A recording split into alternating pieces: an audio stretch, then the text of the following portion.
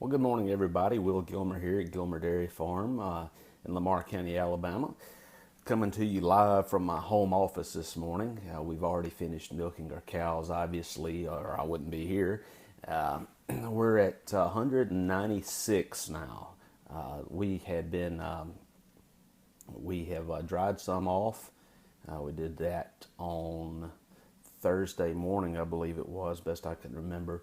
And that situation, we had about a dozen that are 2 months away from calving, so we pulled them out of the milking herd, and they'll be resting, worrying about finish growing that calf inside of them rather than give milk. We'll have them back in the milking herd once they calve.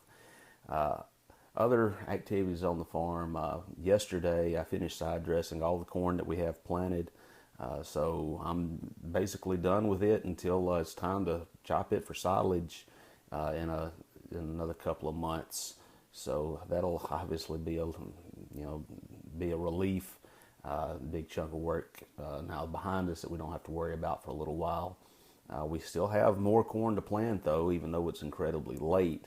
And whether we can get that done this week or not, I don't know. It just depends on the weather forecast. We've got conflicting reports, anywhere from 90% chance of rain coming in Monday till not really much chance till Wednesday. So we're just gonna have to watch, see how the forecast plays out over the next day and a half.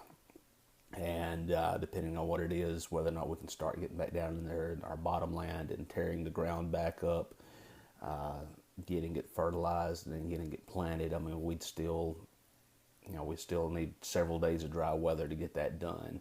What we don't need as much dry weather for is to get back and resume chopping oat or mowing down oats to bale up grain and silage wrap.